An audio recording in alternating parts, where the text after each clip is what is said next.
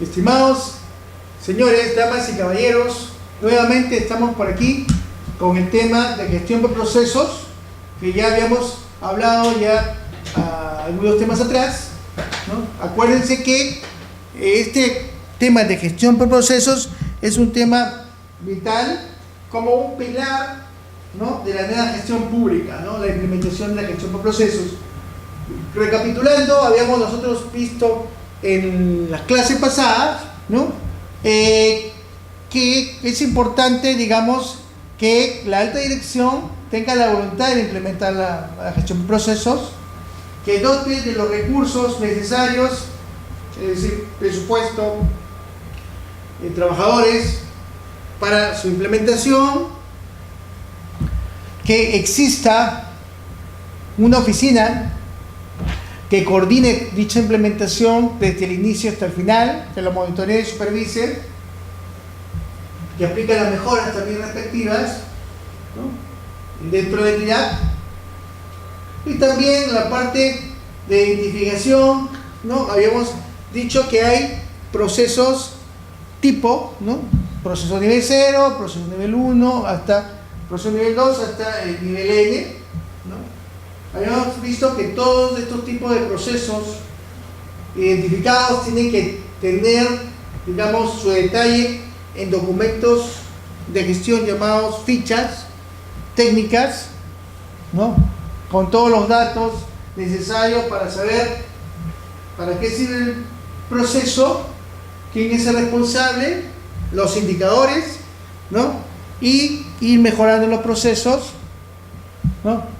Y también la clase pasada habíamos visto el tema de la mejora de los procesos, ¿no?, ya cuando los procesos están puestos en marcha, están ya implementados, están siendo aplicados, pero habría que ver si se está dando, digamos, el cumplimiento de las metas de los procesos a través de los avances y definiendo las brechas que existen en un momento dado antes de implementar los procesos hasta la implementación de los procesos y determinar por qué se dan estas diferencias, ¿no?, con el fin de ir mejorando los procesos, ¿no?, innovándolos, realizando simplificaciones de los procedimientos, de los mismos procesos,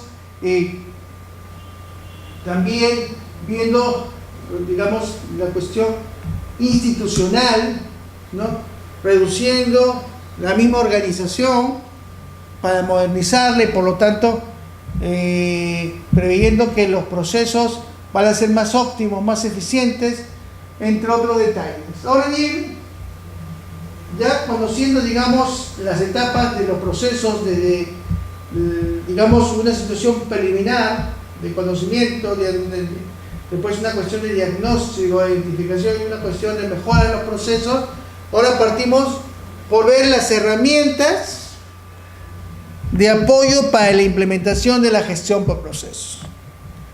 ¿Okay? Hay varias herramientas existentes para, digamos, la implementación de la gestión por procesos.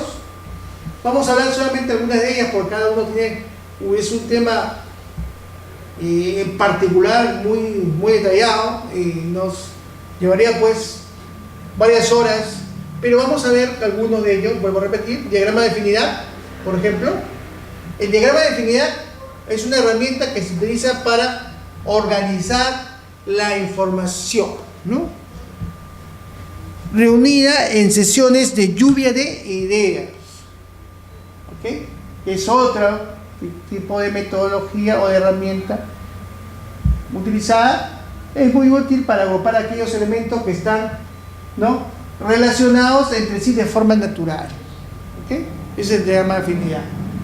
Es un proceso creativo diseñado para reunir hechos, opiniones e ideas que se encuentran en un estado de desorganización. ¿Okay? Normalmente en procesos se ve esto, o sea, la gente no sabe qué proceso va primero, qué es un proceso estratégico, qué es un proceso misional, qué es un proceso de apoyo. Esta herramienta se basa en el siguiente principio: Muchos datos verbales o escritos son afines, por lo que se puede reunirse bajo ideas generales. Es decir, se pueden reunir, digamos, las ideas que tengan cierta relación en una idea más general, ¿no? O sea, que están por ahí, digamos, diseminadas dentro de la organización, entonces podemos unir en una idea general. ¿Cuál es el objetivo de este diagrama de afinidad? Coordinar y producir consenso por medio de la clasificación que hace el equipo. O sea, una herramienta organizativa importante, ¿no? ¿Cuándo se utiliza? Se debe utilizar un diagrama de afinidad cuando el problema es complejo, ¿no? O difícil de entender. También si el problema parece estar desorganizado. ¿Ok? El problema requiere la participación y soporte de todo el equipo o del grupo, y si se quiere determinar los temas claves de un gran número de ideas o problemas. ¿Okay? Entonces nos sirve básicamente para mostrar lógicamente cómo es el problema, ¿no? Y de manera muy, digamos, de una manera mucho más fácil, ¿no? ¿Cómo se utiliza para seguir? El líder del equipo o el facilitador asignado es normalmente responsable por dirigir el equipo a través de todos los pasos para hacer el diagrama de afinidades. Es un facilitador, es decir, una persona que va a direccionar a los equipos de trabajo.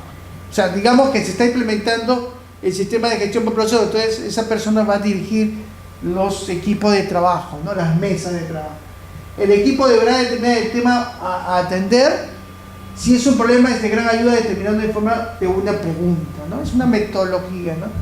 Los datos pueden reunirse en una sesión tradicional de lluvia de ideas, así como también podrían ser para observación directa, entrevistas y cualquier otro medio o material de referencia.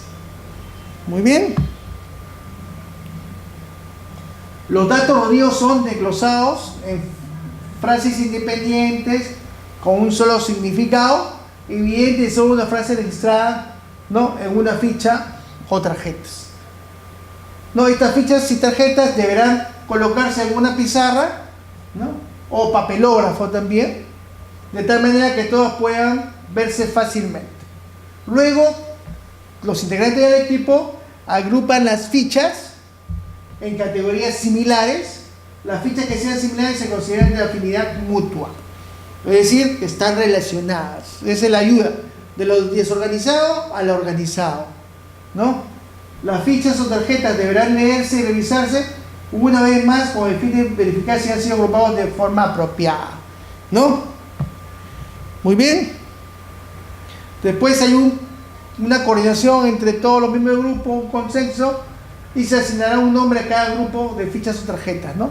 Ese nombre se supone que es el nombre con que todas las fichas van a ser reconocidas. Este título deberá transmitir el significado de las fichas. Este proceso se repite hasta que todos los grupos de tarjetas tengan un nombre. ¿Ok?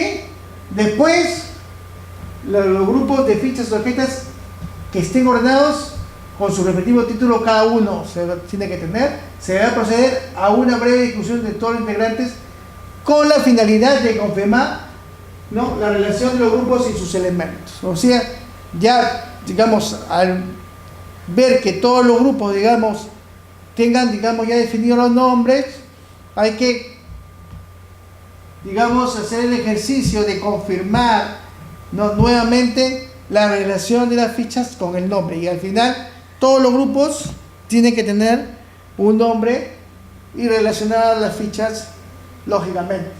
Las ventajas: ayuda a organizar y ordenar las ideas. Este tipo de metodología, de herramienta, permite aclarar y simplificar ideas también, elimina las ideas similares y permite agrupar los problemas, causas o soluciones de origen común. O sea, ya, digamos, determina con mayor facilidad, ¿no? Las relaciones con otras herramientas, por ejemplo, el diagrama de afinidad generalmente se relaciona con la lluvia de ideas, que es el brainstorming, como se denomina, el diagrama de interrelaciones, el diagrama de árbol, ¿no?, el que se utiliza en la metodología de marco lógico para determinar las soluciones, identificar los problemas, el diagrama de causa y efecto o el diagrama de Pez o Ishikawa. Acá, por ejemplo, tenemos un diagrama de afinidad, un ejemplo. Se hace una pregunta, se determina un tema, se pone el encabezado. O sea, ¿cuál es la idea central que agrupa todas estas ideas? ¿No? Digamos, por así decirlo, ¿no? El carro, ¿qué tiene? El carro, chasis, ¿no?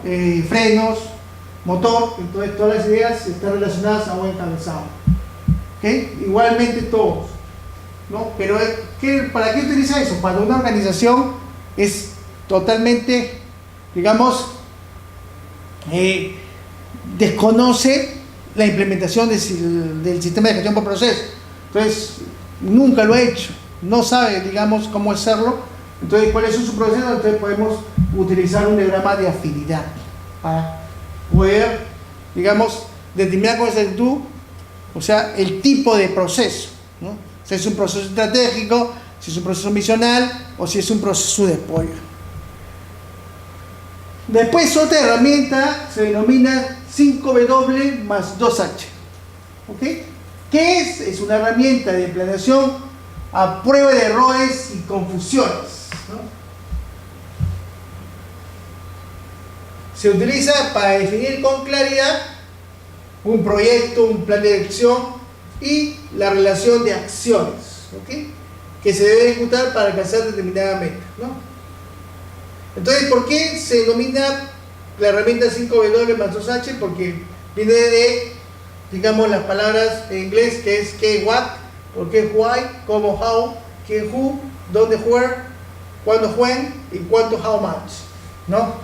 Eso es decir, es una herramienta típicamente americana. ¿Cuál es su objetivo? Lograr una planificación adecuada a situaciones complejas, ¿ok?, utilizando una herramienta simple y fácil que presenta acciones claras a llevar a cabo a fin de alcanzar una meta, ¿ok? ¿Cuándo se utiliza? ¿No? Para planear, guiar y coordinar los esfuerzos de un equipo. O sea, son, digamos, herramientas también que aplicadas dentro del sistema de gestión de calidad, ¿no?, que busca, digamos, desarrollar una mejora, un proceso de crear algo nuevo. O sea, mejora, innovar o crear. Esta metodología es muy eficaz porque el plan se elabora rápidamente, siguiendo un proceso de pensamiento muy lógico, ¿no? ¿Qué? ¿Por qué? ¿Cómo? ¿No? Es algo muy sencillo, muy simple, pero que a la vez nos permite tener la información necesaria para tomar buenas decisiones en relación, en este caso, de procesos, ¿no? ¿Cómo se utiliza? Se tiene que tener el objetivo y la meta completamente definidos. Se siguen los siguientes pasos, ¿no? Que se elabora una lista de acciones que han de llevarse a cabo para alcanzar la meta, ¿no? Usualmente se utilizan las herramientas de lluvia de ideas. La lluvia de ideas o brainstorming se utiliza casi en todas las herramientas, ¿no?, de gestión de calidad y de gestión de procesos. Y diagrama de afinidad para que en equipo se llegue a una lista completa, ordenada y priorizada de las actividades a desarrollar, ¿no? ¿Por qué? Siempre debe determinarse las razones, el porqué de una acción que debe ser llevada a cabo. Esto evitará que se realicen acciones innecesarias, o sea, duplicidad de acciones, ¿no?, dilataciones, ¿no?, doble esfuerzos, doble utilización de los recursos, que consumen recursos. Con esta pregunta unimos la acción con el resultado.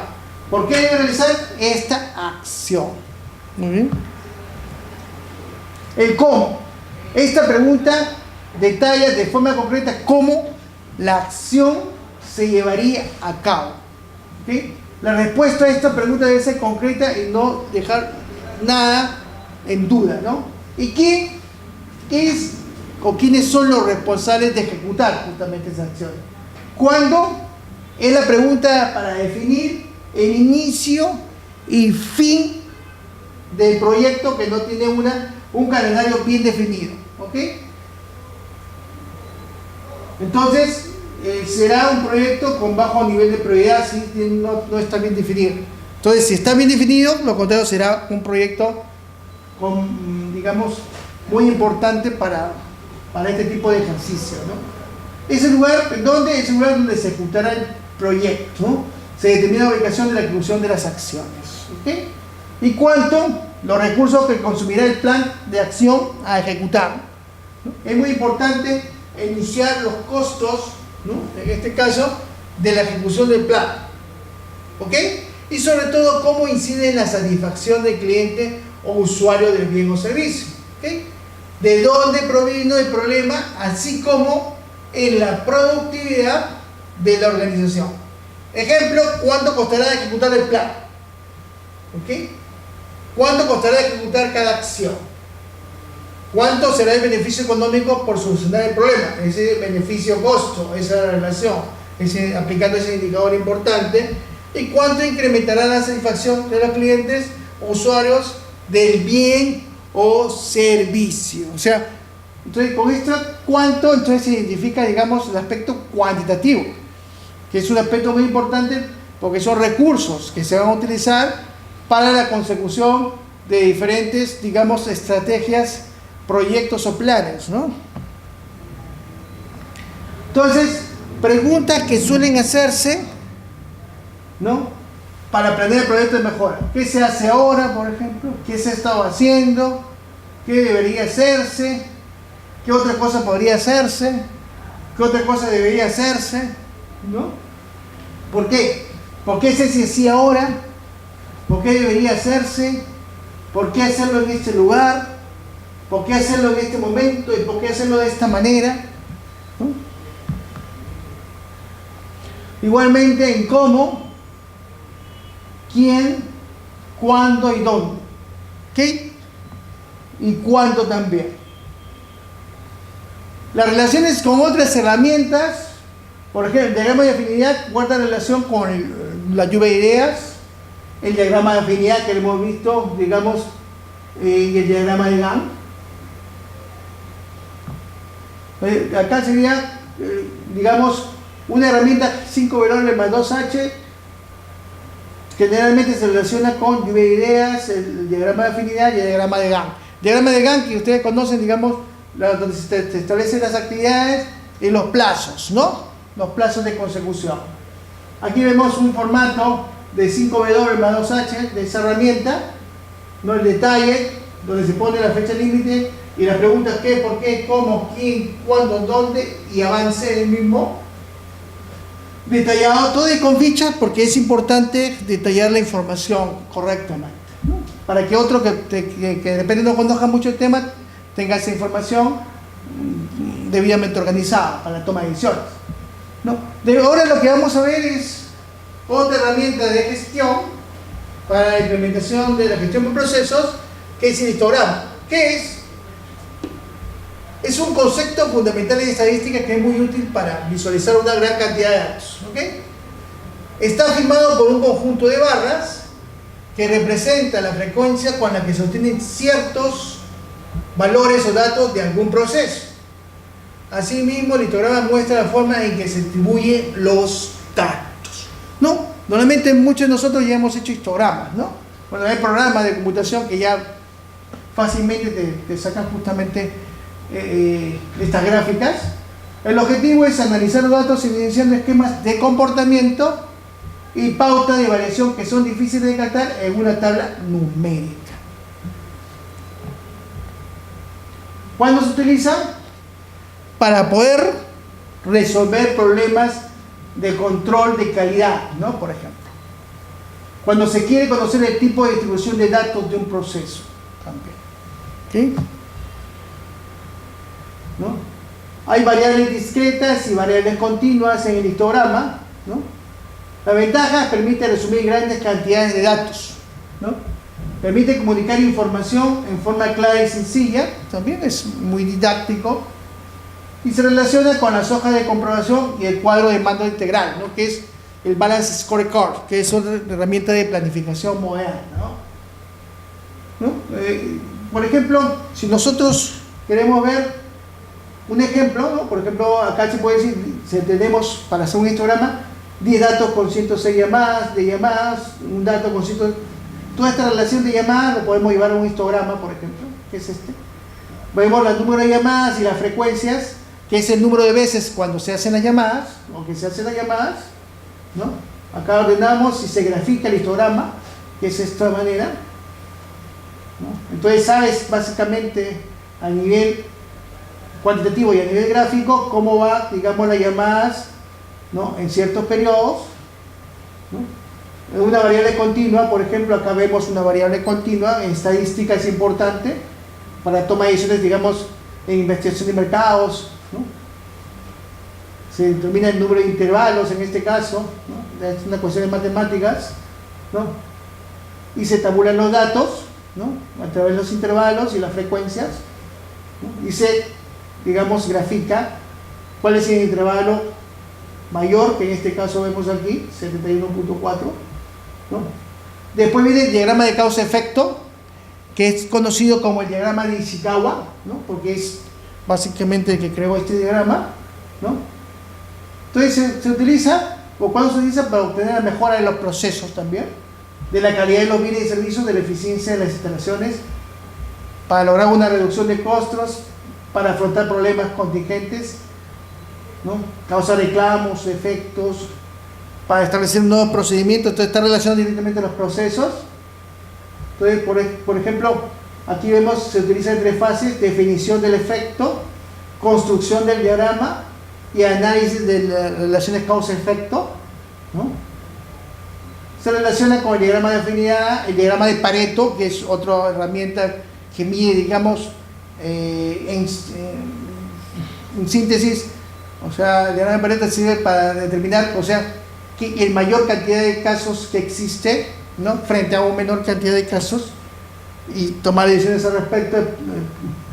El diagrama de Pareto, el diagrama de interrelaciones. Acá vemos un esquema del diagrama causa-efecto, ¿no? Acá están las causas y definimos causas mayores y causas menores, o sea, identificamos al final la causa mayor, ¿no?, pero la causa, digamos, ¿no?, principal, que origina un efecto, se supone negativo, ¿no?, digamos, para la prestación de un servicio, la producción de un bien, entre otros, ¿no?